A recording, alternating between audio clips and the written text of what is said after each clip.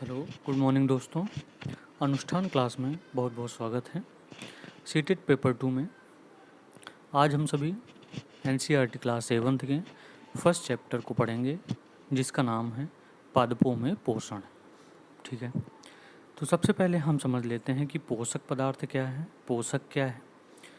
तो भोजन के वे घटक जो हमारे लिए आवश्यक हैं क्या कहलाते हैं? पोषक पदार्थ कहलाते हैं।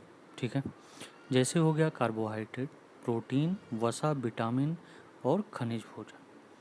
ठीक है, अब आगे की ओर चलते हैं और समझते हैं कि पोषक पदार्थों की विशेषताएं क्या हैं। तो पोषक पदार्थों की पहली जो विशेषता है क्या है?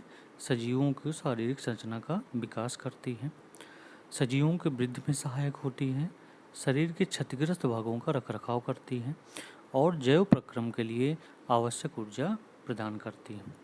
अब हम समझेंगे कि पोषण क्या है। तो पोषण क्या है कि सजीवों द्वारा भोजन ग्रहण करना एवं उनके उपयोग की विधि को पोषण कहते हैं। ठीक है, पोषण में सजीवों द्वारा जो भोजन ग्रहण किया जाता है वो पोषण के अंतर्गत आता है और उसके उपयोग की जो विधि होती है वो क्या क्या कहलाती है? पोषण कहलाती है। अब पोषण में हम सबसे पहले पढ़ेंगे स्वपोषण।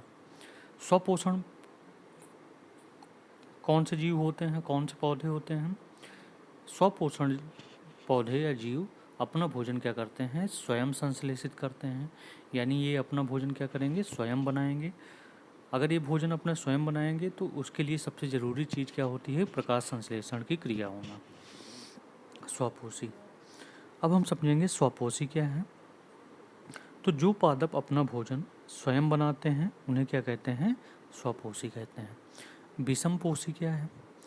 विषमपोषी पदार्थ या हेटेरोट्रॉप्स, ये पदार्थों पादपों द्वारा संश्लेषित भोजन ग्रहण करते हैं। यानी विषमपोषी जो जीव होते हैं वो किस पर डिपेंड होंगे? पादपों पर, और पादपों पौधों द्वारा संश्लेषित भोजन को क्या करते हैं? ग्रहण करते हैं। ये जीव किस पर निर्भर होंगे? ये जीव पौधे पर निर्भर करते हैं। विषमपोषी जीव कहलाते हैं।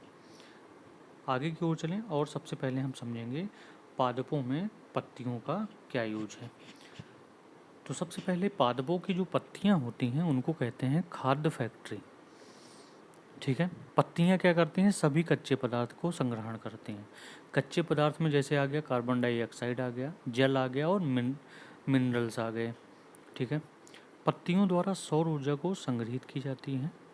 पत्तियों में एक हरा वर्णक होता है जिसे क्लोरोफिल कहते हैं। यानी पत्तियों में क्लोरोफिल पाया जाता है जिसके प्रेजेंस में ही पत्तियां भोजन बनाती हैं।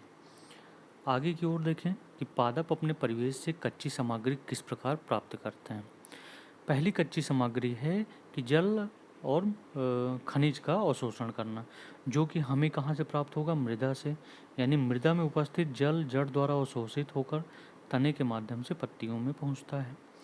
दूसरे किस प्रकार से हम प्राप्त करते हैं? पत्ती की सतह पर सूक्ष्म रंध्र पाए जाते हैं, छिद्र पाए जाते हैं, जिससे CO2 पत्तियों में पहुँचता है। तीसरा है जल एवं खनिज वाहिकाओं द्वारा पत्तियों तक पहुंचाए जाते हैं। ठीक है, इस प्रकार से कच्ची सामग्रियां पादपों में पहुंचती हैं। आगे चलें सबसे और समझें कि रंध्र क्या है। पत्तियों की सतह पर पाए जाने वाले जो सूक्ष्म छिद्र हो, जो द्वार कोशिकाओं से घिरे रहते हैं, ऐसे छिद्रों को कहते हैं रंध्र। ऐसे छिद्रों को क्या कहेंगे? रंध्र कहेंगे। वाहिकाएं क्या हैं? वाहिकाएं जल एवं खनिज को पत्तियों में पहुंचाता है। ये नली के समान होता है। ये जड़, तने, शाखाओं एवं पत्तियों में फैले रहते हैं। उन्हें क्या कहते हैं? वाहिकाएं कहते हैं। अब बात आती है कि पत्तियों में क्लोरोफिल का कार्य क्या है। तो क्लोरोफिल क्या करती है? सूर्य के प्रकाश को की ऊर्जा को क्या करती है? संग्रहित करती है। क्लोरोफिल ही जल एवं कार्बन डाइऑक्साइड से खाद्य संश्लेषण करता है। आगे चलें और समझें कि प्रकाश संश्लेषण के लिए आवश्यक घटक क्या हैं। तो प्रकाश संश्लेषण के लिए आवश्यक घटक है सूर्य का प्रकाश, पत्तियों में क्लोरोफिल, तीसरा कार्बन डाइऑक्साइड और चौथा जल। अब क्वेश्चन ये बनता है कि अगर प्रकाश संश्लेषण की क्रिया ना हो, पादपों में प्रकाश संश्लेषण की क्रिया ना हो, तो उस क्रम में घटित क्या होगा। तो सबसे पहली चीज़ आएगी कि पृथ्वी पर जीवन की कल्पना असंभव होगी। क्यों ऐसा होगा? क्योंकि पौधे क्या करते हैं, प्रकाश संश्लेषण की क्रिया में ऑक्सीजन निकालते हैं। ठीक है, तो अगर ऑक्सीजन नहीं होगी तो कोई भी ह्यूमन बीइंग यहाँ पे सरवाइव नहीं कर पाएगा, यानी पृथ्वी पर जीवन की कल्पना क्या होगी, असंभव होगी। दूसरी विशेषता, दूसरा कारण क्या होगा कि ऑक्सीजन की कमी हो जाएगी। तीसरा, खाद्य उपलब्ध नहीं होगा अगर प्रकाश संश्लेषण की क्रिया नहीं हो। आगे चलें और प्रकाश संश्लेषण की प्रक्रिया को समझें। प्रकाश संश्लेषण के दौरान पत्ती की क्लोरोफिल सूर्य के प्रकाश में CO2 और H2O से क्या करती है, कार्बोहाइड्रेट का संश्लेषण करती है, और साथ में इस प्रक्रम के अंत में ऑक्सीजन और कार्बोहाइड्रेट स्टार्च के रूप में क्या होती है, मुक्त होती है। लेकिन कार्बोहाइड्रेट स्टार्च के रूप में पत्ती में क्या हो जाती है, संचित हो जाती है। अगर इसका एक समीकरण देखें तो कार्बन डाइऑक्साइड जल की उपस्थिति में सूर्य का प्रकाश और क्लोरोफिल के द्वारा क्या निर्माण करते हैं, कार्बोहाइड्रेट और ऑक्सीजन। अगर हम नोट पॉइंट में देखें तो जलीय पौधों और मरुस्थलीय पौधों में पत्तियां, सल्क, तने एवं सूल से क्या होता है, प्रकाश संश्लेषण की क्रिया होती है।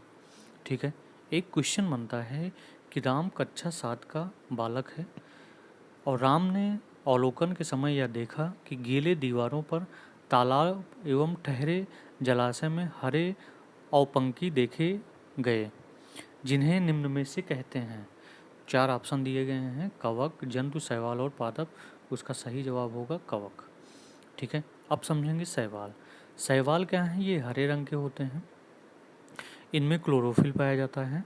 शैवाल भी प्रकाश संश्लेषण द्वारा भोजन बनाते हैं। कार्बोहाइड्रेट क्या है, पादप कार्बोहाइड्रेट का संश्लेषण करते हैं और कार्बोहाइड्रेट में कार्बन, हाइड्रोजन और ऑक्सीजन पाया जाता है। प्रोटीन घटक के बारे में अगर समझें, प्रोटीन घटक क्या है, प्रोटीन एक नाइट्रोजनी पदार्थ है। इसमें कार्बन, ऑक्सीजन तथा हाइड्रोजन के साथ एक नाइट्रोजन तत्व भी उपस्थित होता है। अब हम समझेंगे कि पौधों में नाइट्रोजन कहाँ से मिलता है। तो आप जानते हैं कि वायु में नाइट्रोजन गैसीय अवस्था में होता है, जिसे पादप अवशोषित नहीं कर सकते हैं। तो मृदा में क्या होते हैं, मृदा में कुछ विशेष जीवाणु होते हैं जो गैसीय नाइट्रोजन को नाइट्रेट में बदलकर मृदा में निर्मुक्त करते हैं, और ये नाइट्रेट क्या होता है, जल में विलेय होता है, जिसे पौधे क्या करते हैं, अवशोषित कर लेते हैं। इस प्रकार से पादपों में नाइट्रोजन पहुंच जाती है। आगे देखें कि पादपों में पोषण की विधियां क्या हैं। तो पोषण की जो विधि है वो विषमपोषी प्रणाली है। ठीक है, एक क्वेश्चन इसी में बनता है कि मोहन कक्षा 7 का छात्र है, जिसने देखा कि एक वृक्ष के तने एवं शाखाओं से लिपटी रस्सीनुमा पीले रंग की संरचना देखी। तो उस छात्र ने उस पौधों की पहचान किस रूप में की। तो वो पौधा कौन सा होगा, अमरबेल होगा। तो अमरबेल के विषय में अब हम समझते हैं क्या विशेषताएं हैं। इसमें क्लोरोफिल नहीं होता है अमरबेल में। ये अपना भोजन जिस पादप पे लिपटे रहते हैं, आरोपित होते हैं, उसी से भोजन प्राप्त करते हैं। और अमरबेल क्या होता है, परजीवी होता है। ठीक है, इतनी बात समझ में आ गई। अब आगे देखें, पादप परिपोषी। अमरबेल जैसे पौधे जिस पर आरोहित होते हैं, उन पौधों को क्या कहते हैं, पादप परिपोषी। परजीवी क्या है, ऐसे पौधे जो परिपोषी को अमूल्य पोषकों से वंचित करते हैं, परजीवी कहलाते हैं। आगे हम समझेंगे कीड़भक्षी पौधे क्या हैं। तो कीड़भक्षी पौधे की जो विशेषता होती है, ये जंतुओं का भक्षण करते हैं, छोटे छोटे कीटों का भक्षण करते हैं, पादप कीटों को पकड़कर पचा जाते हैं। ऐसे पौधे हरे रंग के भी होते हैं। ऐसे पौधे घड़े के जैसे प्रतीत होते हैं, क्योंकि इनकी पत्तियां का रूपांतरण घड़े के रूप में होता है। आगे हम देखें कि ऐसे पौधों के घड़े के अंदर अनेक रोम होते हैं, जो कैसे होते हैं, जो अधोमुखी होते हैं। उदाहरण हो गया वीनस फ्लाई ट्रैप, सनड्यू कीटभक्षी। अब हम समझेंगे मृत जीवी पौधे क्या हैं। तो ऐसे पौधे जो मृत एवं विघटनकारी वस्तुओं की सतह पर उगते हैं। ये पौधे गुच्छों के रूप में होते हैं। ये पौधे वस्तुओं की सतह पर पाचक रसों का क्या करते हैं, श्रावण करते हैं, जिस पर कवक या फंजाई उगते हैं। अब हम समझेंगे कि मृत जीवी पोषण क्या है।